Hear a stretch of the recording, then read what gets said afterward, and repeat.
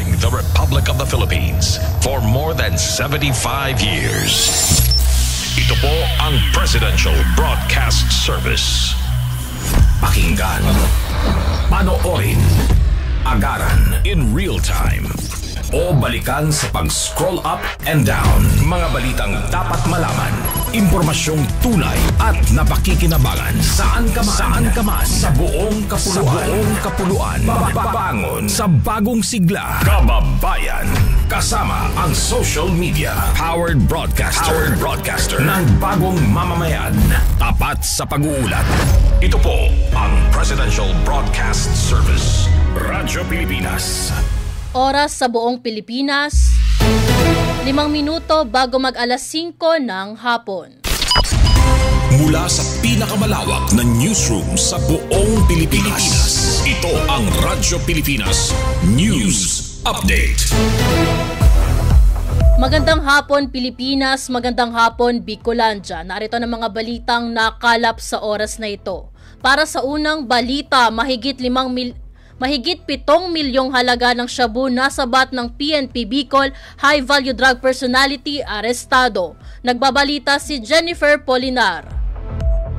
Radyo Pilipinas Report. Sa pinaigting na kampanya kontra iligal na droga ng Philippine National Police Bicol, matagumpay na nasabat ng mga otoridad ang total na 7,140,000 na halaga ng hinihinalang shabu matapos isagawa ang drug buy-bust operation. Dakong 1:48 ng madaling araw sa Barangay Irayang Sulong, Minalabak, Camarines Sur ngayong araw, November 25, 2025. Kinilala ang naarestong suspect na si alias Rick, 41 taong gulang, tubong Langtad, Nagas City, Cebu, na kasalukuyang naninirahan sa San Roque, Pili, Camarines Sur at identipikadong kabilang sa listahan ng high-value individuals na aktibong sangkot sa bintahan ng iligal na droga. Ayon sa Police Regional Office 5, naaresto ang suspect matapos mapagbentahan nito ng hinihinalang shabu ang isang pusher buyer. Nakumpiska sa posisyon niya ang 21 piraso ng heat-sealed transparent plastic sachets na naglalaman ng 1,050 gramo ng droga. Kasalukuyang nasa kustudiya na ng Minalabak Municipal Police Station ang mga ebidensya at ang suspect na ngayon ay nahaharap sa kasong paglabag sa Republic Act 9165 o ang Comprehensive Dangerous Drugs Act of 2002. Para sa Bagong Pilipinas, Jennifer Polinar, Radyo Pilipinas, Radyo Publiko, Albay. Radyo Pilipinas Report. CPD Bicol may panawagan sa mga LGU ngayong Population and Development Week. Nag-uulat si Gary Carl Carillo. Radyo Pilipinas Report. Nagpaabot ng panawagan ng Commission on Population and Development o POPCOM Region 5 sa mga lokal na pamahalaan sa rehiyon ngayong ginugunita ang Population and Development Week na may temang tao ang puso ng pag-unlad. Ayon sa ahensya, mahalaga ang aktibong pakikilahok ng mga LGU sa pagsusulong ng mga programang may kinalaman sa family planning, responsible parenthood at kabataang may sapat na kaalaman sa population-related issues. Binigyang diin ni Melissa Jane Francia, Information Officer 2 ng POPCOM Bicol, na kinakailangang maintindihan ng mga lokal na pamahalaan ang tema ng selebrasyon sa pagbuo ng mga pulisiya at mga programa para sa komunidad. Kaugnay nito, nakatakdang magsagawa ng isang conference ang ahensya sa darating na December 4 na dadaluhan ng iba't ibang population officer mula sa mga bayan at lungsod sa Bicol. Layunin nitong palakasin ang mga lokal na kampanya, konsultasyon at information drives upang mas marami pang mamamayan ang makinabang sa mga serbisyong ibinibigay ng pamahalaan. Samantala, tiniyak din ng POPCOM Bicol na patuloy silang makikipagtulungan sa mga lokal na opisyal para sa mas komprehensibong pagpapatupad ng mga programa na makakatulong sa pagbuo ng mas matatag na pamilya at mas produktibong mamamayan. Para sa Bagong Pilipinas, Gary Carl Carillo, Radyo Pilipinas, Radyo Publiko, Albay. Radyo Pilipinas Report. Dagdag na balita, kinilala ang 3 local government units sa Bicol, ang Naga City, Prieto Diaz at Legazpi City bilang Sustained Smart and Sustainable Community Level 3 awardee sa kakatapos na 2025 National Science, Technology and Innovation Week.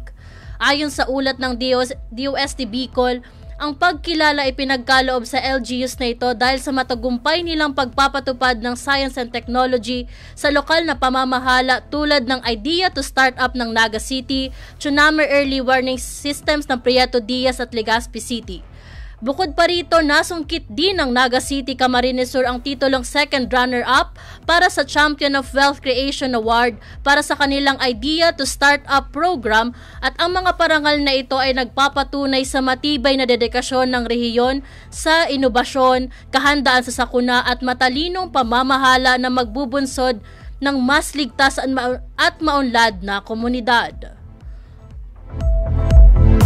DAR Bicol, pinatibay ang human resource systems upang mapanatili ang Prime HRM Level 2. Nagbabalita si Emmanuel Bongcodin.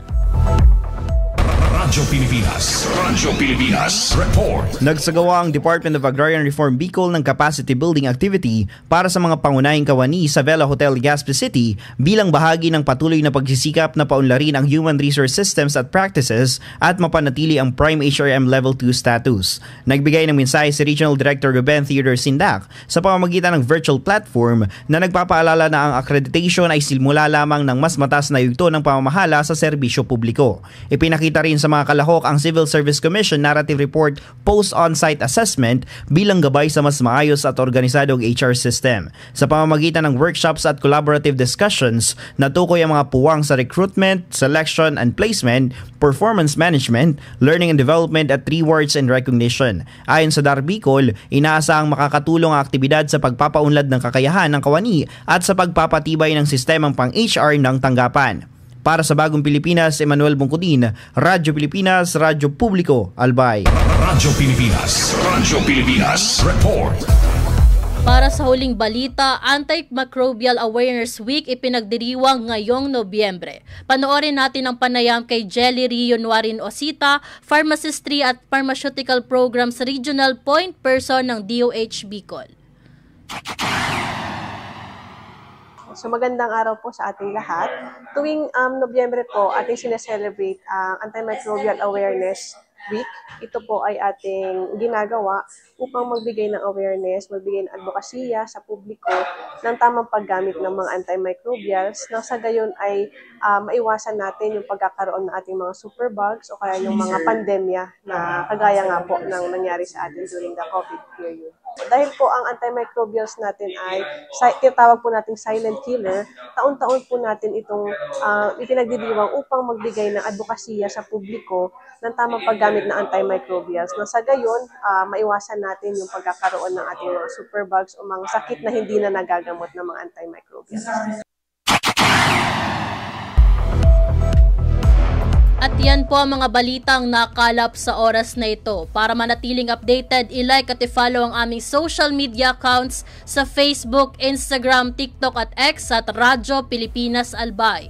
Buong persang magbabalita, ito po si Christine Villanueva, Radyo Pilipinas, Radyo Publiko Albay. We know you're always on the go. Pero ang mahuli sa balita is always a big no-no. Kaya Radyo Pilipinas is here to keep you updated. Reliable news delivered to you as it happens. Para sure na wala kang mamimiss. Bookmark our website at www.radiopilipinas.ph.